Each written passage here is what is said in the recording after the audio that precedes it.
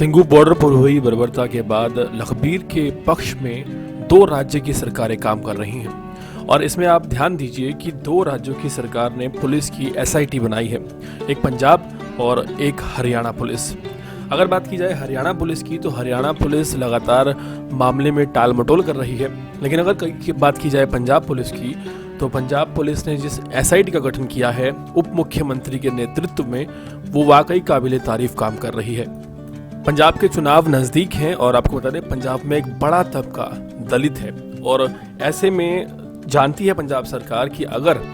दलित के लिए वो काम नहीं करेंगे, उसको इंसाफ नहीं दिलाएंगे तो शायद गद्दी हाथ से जा सकती है।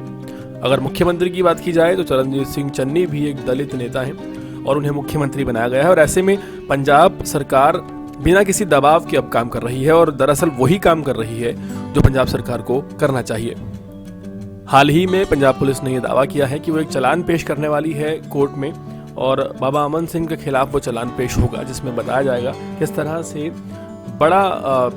नशीला पदार्थ 9 क्विंटल गांजा पकड़ा गया था और उसमें सरबजीत भी शामिल था, जो कि लखबीर का पहला दोषी है। इस मामले में सबसे बड़ी बात यह है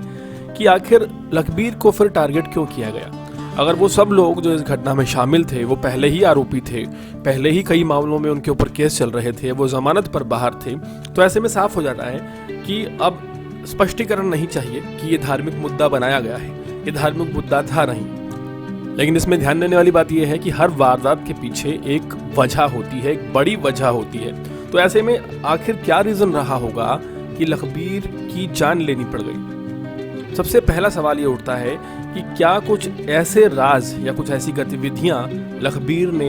सिंघू बॉर्डर पर देख ली थी जो शायद उसे नहीं देखनी चाहिए थी। इस बात से इनकार नहीं किया जा सकता, क्योंकि अगर धर्म की बेअदबी नहीं है, जो कि साफ हो चुका है कि वो लोग अपराधी हैं, स्मगलर हैं जिन्होंने इस पूरी घटना को अंजाम दिया है, तो धर्म से तो उनका कोई मतलब हो ही नहीं सकता। धर्म की अगर बात की जाए तो अपराधी प्रवृत्ति के लोगों का धर्म से कोई लेना देना नहीं होता और ना ही होगा। तो ऐसे में सोचने वाली बात यह है कि आखिर मुद्दा क्या रहा होगा। बहुत ज़्यादा इस बात की पॉसिबिलिटी है कि कहीं ना कहीं लखबीर कुछ ऐसे राज जान गया था जो शायद उसे नहीं जानने चाहिए थे। और लखबीर सभी जानते हैं कि वो 13 अक्टूबर को अपने घर से निकला था, तो जाहिर है कि अगर वो रिसेंटली वहाँ पहुँचा था और रिसेंटली जाते ही वो ऐसा काम नहीं करता, तो कुछ बातें उसकी नज़र में आई होंगी जो शायद आम आदमी को नहीं पता चलनी चाहिए, क्योंकि बड़ी बातें हैं, बड़ा आंदोलन है, बहुत सी साजिशें चल रही हैं। तो ऐसे में इनकार नहीं किया जाता इस बात से कि कोई ऐसा राज होगा जो लखबीर जान गया होगा और लखबीर के साथ वो राज भी मिटा दिया गया। अगर लखबीर को प्रताड़ित करके भी ये लोग छोड़ देते तो वो जिंदा होता तो बताता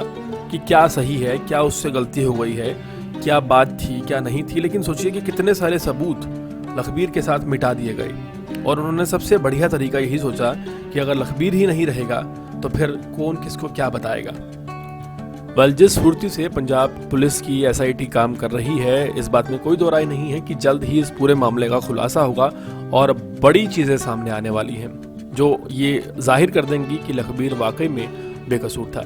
देश दुनिया की तमाम खबरों से जुड़े रहने के लिए हमारे चैनल को सब्सक्राइब करना बिल्कुल ना भूलें, ताकि अगर पहुंचता रहे हमारा हर लेटेस्ट अपडेट।